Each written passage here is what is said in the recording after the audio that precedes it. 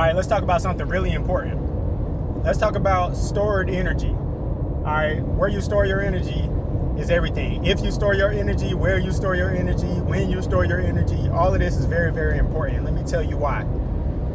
People might not realize just how big of a deal what they experience does to them on a day-to-day basis. So say, for example, that I do something or something that I see is super simple, right? Something I might do every single day. Like I go and, I don't know, drink a cup of coffee. I don't drink coffee personally, but it's just an example. One might not realize just how much that coffee is actually affecting their mental health. Okay, so let me come a little closer. Anytime that you're doing something, whether it happens once or a million times, if you experienced it, that experience downloads onto your DNA, okay? I need you to really understand that this is something that is not just theorized. This is like scientifically proven, bro. I kid you not. People pass down their experiences, especially their traumas, through their genetics, which means your kids are going to be affected emotionally by what you experienced, especially if you didn't actually heal from whatever it was that you experienced. So back to this cup of coffee, right? All right, so I drink this coffee every day. This coffee got me feeling like I need to drink it in order to be calm and alert and basically having the will to get up in the morning. That's my motivation, right? I know a lot of people be highly addicted to coffee, so some people's coffee addiction is like really, really strong to where they literally might say something like, don't even talk to me until I haven't had my cup of coffee. Like, bro, what? Like, are you serious? Maybe you should not be so attached or dependent upon a substance, but we know how it goes. It's really not even the coffee a lot of the time, it's the caffeine. And if it's not that, then it's the sugar in the coffee. Because people ain't even really drinking black coffee like that. A lot of the time people put so much cream and sugar in it, they're basically having a little bit of coffee with their cream and a little bit of coffee with their sugar. It's mostly sugar and cream.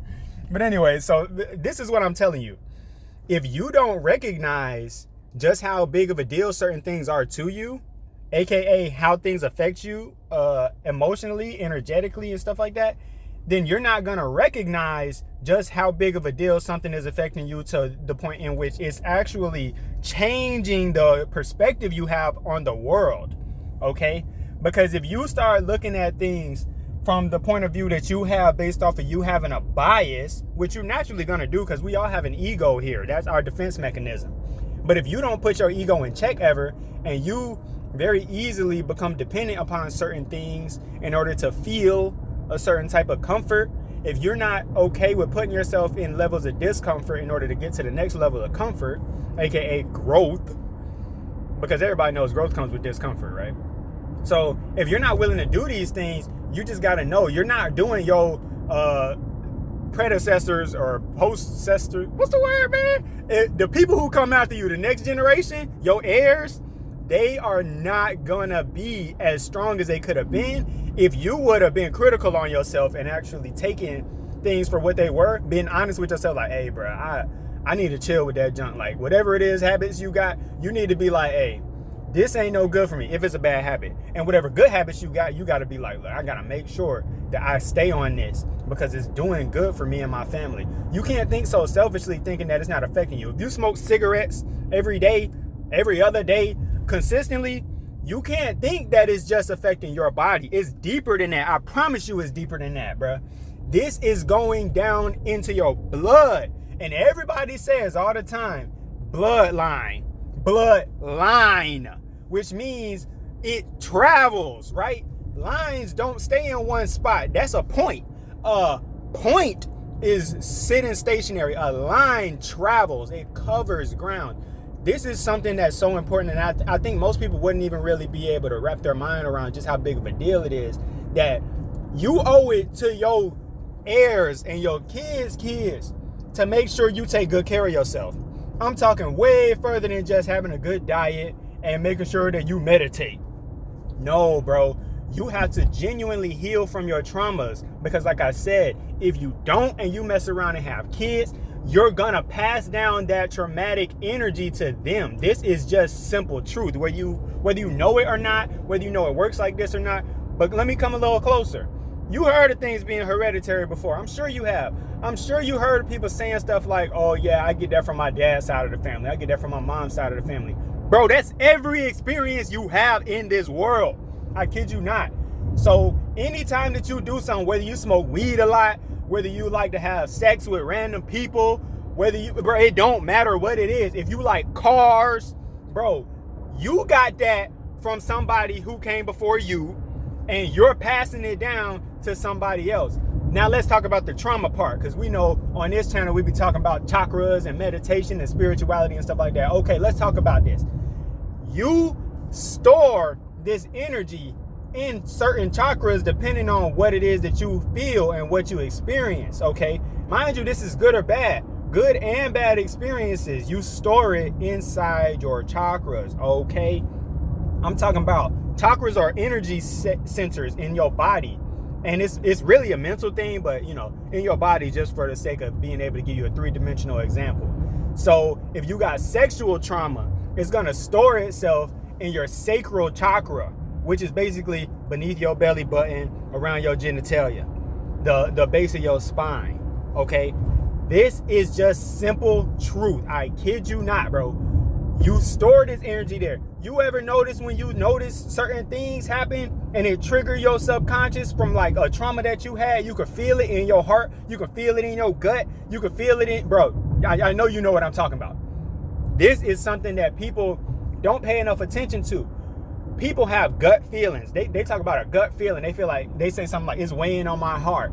Somebody might say, I got a headache and all type of stuff like that. Bro, this is energy being stored somewhere, and the energy cannot actually be contained. So it's gonna try to make its way out. And if you're not good at expressing yourself, actually creatively expressing it, I'm talking about way more than just words. Whether you let it out in art form, whether you let it out in exercise, you need to find several different ways to let it out. Good or bad, you need to be able to express it. Express yourself. There's so many people who get used to bottling stuff up and they don't recognize just how much it's harming them. And then when you get health problems later in life, you act like you don't know where it came from. Bro, you ain't been taking good enough care of yourself. Everybody be acting like they don't know that they gonna die someday from some kind of cause. But I promise you, if you simply pay attention to who you are as far as what you've been doing all of this time, as far as how you've been handling your experiences, good or bad, and how good you are at accepting the things that you cannot control, the things that already happen. If you're really good at accepting things, you know, accepting the way or ways that people are, if you're really good at simply just acknowledging, okay, that happened, I can't control that it happened, but what I can do is I can process it in a way in which I can use it to my benefit later in my life, aka healing, aka growing. And this is something that I cannot stress enough. It's so many people that act like life is not self-inflicted. Everything that happens in your life, it happened in your life because you attracted it, you created it, you allowed it to happen. Okay, so we have to take personal responsibility for whatever it is that we're experiencing. And when we do so, it's going to be very easy for the next generation. When we have kids, and then they have kids and stuff like that, it's going to be very easy for them to be able to figure things out, and very easy for them to become a genius because they don't have as many traumas to sort out. Because a kid is not going to understand their emotions.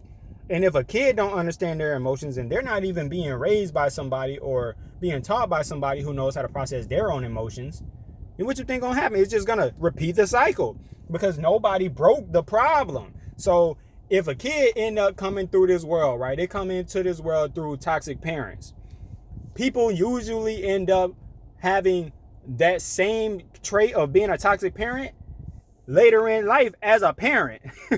Okay? So you got toxic parents, now you a toxic parent, and now it's up to that next kid to try to sort through 2 generations of toxic parenting and try not to view the world from a negative point of view, like adults are just ugly on the inside, or that a certain gender is on the inside. Because it's very easy to misappropriate things.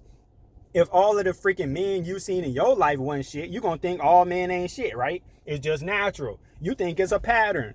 If you always come across women who don't take good enough care of themselves, you gonna think women ain't shit. They don't take good care of themselves. Bro, I promise you, this thing is more your bloodline than anything else. It's more about your genes and what it is that you received and what you perceived through your genetics and through your perspective.